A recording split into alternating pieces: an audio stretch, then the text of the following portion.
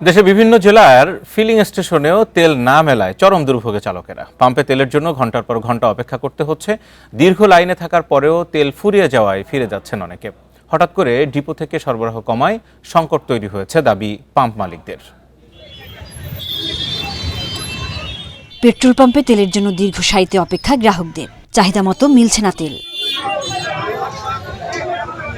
চট্টগ্রামে বেশ কিছুদিন ধরে জ্বালানি তেলের সংকট। পাম্প থেকে মোটরসাইকেলে সর্বোচ্চ 200 টাকার এবং অন্যান্য গাড়িতে সর্বোচ্চ 1000 টাকার তেল দেওয়া হচ্ছে। 200-র বেশি সার্ভিস ও ফিচারে লেনদেনের সব বিকাশ অ্যাপে সম্ভব। শুধুমাত্র এখন পর্যন্ত এটা খোলা পাইছে, তো ভোগান্তি তো আছেই, কারণ এতগুলো জায়গায় ঘুরে এসে পেট্রোল অকটেন পাচ্ছি না। জ্বালানি সংকটের আশঙ্কায় রাজশাহীতে হঠাৎ করেই বেড়েছে পেট্রোল ও অকটেনের চাহিদা। অপ্রীতিকর ঘটনা এড়াতে টহল দিচ্ছে সেনাবাহিনী।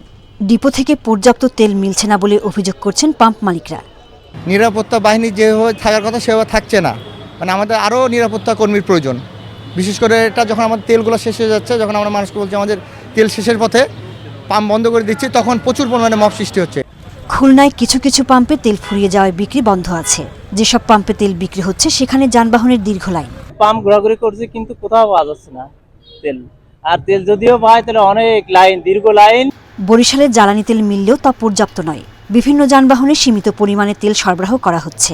নগরীর নতুন বাজার নথুল্লাবাদ এলাকার বেশ কয়েকটি পেট্রোল পাম্পে এই চিত্র।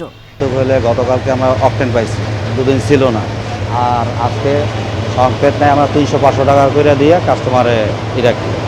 সিলেটে পেট্রোল ও অকটেন পাওয়া গেলেও রয়েছে ডিজেলের সংকট। সরবরাহ পর্যাপ্ত আছে বলে জানিয়েছে পাম্প মালিক সমিতি। সরকারি বিপণন কোম্পানি এবং সাধারণ ভোক্তা আমরা যদি যার যার প্রয়োজন অনুযায়ী তেল সংগ্রহ করি, প্রয়োজনের অতিরিক্ত না নেই, বিপণন নীতিতে অবাস্তব কোনো সিদ্ধান্ত না চাই, তাহলে আমাদের তেলের কোনো ঘাটতি হবে না। দিনাজপুর, নেত্রকোনা, নোয়াখালী, মাগুরা, রাজবাড়ী সহ বিভিন্ন জেলায় রয়েছে জ্বালানি তেলের সংকট। ভিড় সামাল দিতে লালমনিরহাটের কিছু পাম্পে পুলিশ মোতায়েন করা হয়েছে। সোহেলি জাহান, ইন্ডিপেন্ডেন্ট নিউজ।